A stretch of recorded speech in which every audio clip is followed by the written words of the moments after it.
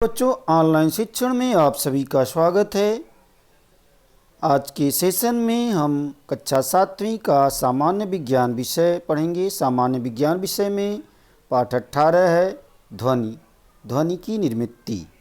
इस पाठ का स्वाध्याय कैसे लिखना है इसको देखते हैं। पहला प्रश्न है रिक्त स्थानों की पूर्ति करो। तो पहले प्रश्न में क्या भरना है, चलो देखते हैं। किसी भी वस्तु के लयबद्ध, यहाँ पे खाली जगह है, ध्वनि का निर्माण करते हैं, तो यहाँ पर कंपन शब्द भरा जाएगा। किसी भी वस्तु के लयबद्ध कंपन ध्वनि का निर्माण करते हैं। दूसरा है ध्वनि की आवृत्ति, खाली जगह है, में मापी जाती है, तो इसका उत्तर हो जाएगा हर्ट्ज। तो ध्वनि की आवृत्ति हर्ट्ज में मापी जाती है, इस तरह लिख देंगे। अगला प्रश्न है ध्वनि की डाट, यानी ध्वनि की खाली जगह रहेगा, कम होने पर उसकी आवाज़ भी कम होती है, तो यहाँ पर आवृत्ति भरा जाएगा। ध्वनि की आवृत्ति कम होने पर उसकी आवाज़ भी कम होती है। अगला प्रश्न है ध्वनि खाली जगह के लिए माध्यम की आवश्यकता होती है। तो ध्वनि संचरण के लिए माध्यम की आवश्यकता होती है, संचरण शब्द भरा जाएगा। अगला प्रश्न 2 है सही जोड़ियाँ बनाओ। समूह अ समूह ब। समूह में है बांसुरी, इसकी जोड़ी बनेगी हवा में होने वाले कंपन, तीसरे से हवा में होने वाले कंपन। दूसरा है आवृत्ति, आवृत्ति की जोड़ी चौथे नंबर से बनेगा, हर्ट्ज में मापते हैं, एच जेड यानी हर्ट्ज में मापते हैं। तीसरा है ध्वनि की प्रबलता, ध्वनि की प्रबलता 5वें नंबर यानी डेसिबल्स के साथ बनेगी। ध्वनि की प्रबलता डेसिबल में मापा जाता है। है बड़ी पराश्रव्य ध्वनि, इसकी जो है जोड़ी 2 नंबर से बनेगी, आवृत्ति 20,000 हर्ट्ज से अधिक। इसके बाद है अश्रव्य ध्वनि, इसकी जोड़ी जो है 1 नंबर से बनेगी, 20 हर्ट्ज से कम आवृत्ति वाला। तो इस तरह से इसका जोड़ी आप लगा सकते हैं, यानी उत्तर अ का 3 नंबर से, आ का 4 नंबर से, छोटी ई का 5 नंबर से, बड़ी ई का 2 नंबर से, ऊ का 1 नंबर से, इस तरह से जोड़ी लगा सकते हैं। जोड़ी लगा के फिर से लिख देंगे। प्रश्न 3 है वैज्ञानिक कारण लिखो। पुराने समय में रेल की पटरियों पर कान लगाकर रेल के आने का अंदाज़ा लगाया जाता था। तो ऐसा क्यों होता था, इसका उत्तर लिखेंगे। ध्वनि के निर्माण के लिए वस्तु में कंपन होना आवश्यक है। तो रेल के चलने से पटरियों में कंपन होकर के ध्वनि का निर्माण होता है। तो ध्वनि के संचरण के लिए माध्यम की आवश्यकता होती है। पटरियों के माध्यम से ध्वनि का संचरण होता है, इसलिए पुराने समय में लोग रेल की पटरियों पर कान लगाकर रेल की आने का अंदाज़ा लगाते थे, यानी जो है रेल चलती थी तो ध्वनि आती थी।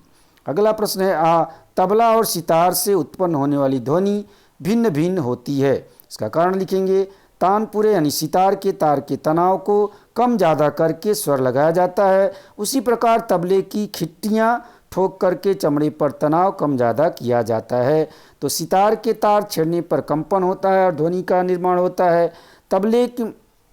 तबले के चमड़े पर जो है ठोकने पर यानी थाप लगाने पर कंपन होता है और ध्वनि का निर्माण होता है। तो दोनों के कंपन में अंतर होता है, इसलिए सितार और तबले की ध्वनि में अंतर होता है। दोनों से उत्पन्न होने वाली ध्वनि भिन्न भिन्न होती है।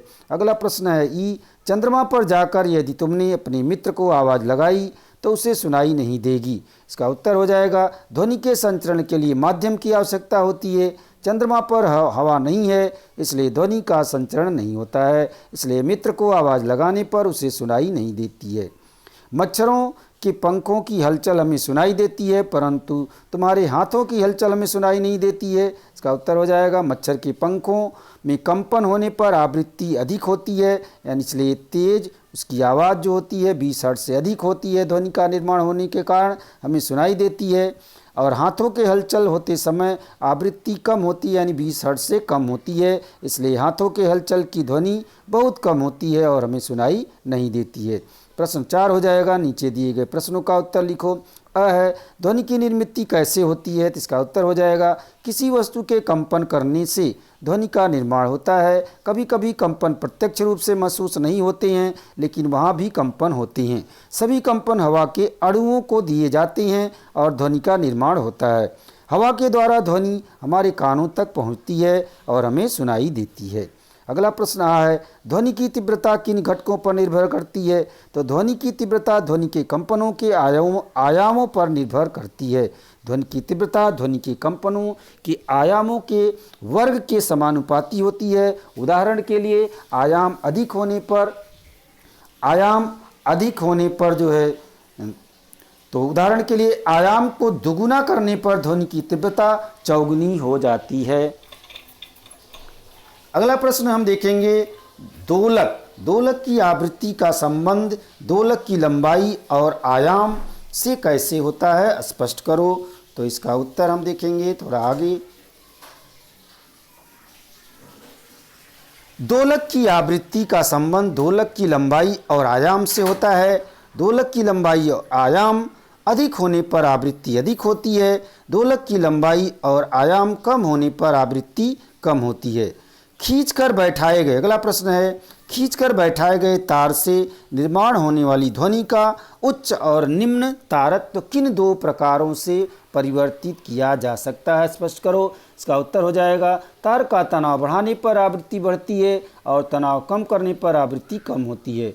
तो तनाव अधिक होने पर आवाज़ उच्च होती है और तनाव कम होने पर आवाज़ यानी निम्न कम होती है। इसे ही ध्वनि का उच्च और निम्न तारत्व कहते हैं। तो इस तरह से जो है आप अपना स्वाध्याय लिख सकते हैं। आज का सेशन यहीं पे समाप्त करते हैं। धन्यवाद।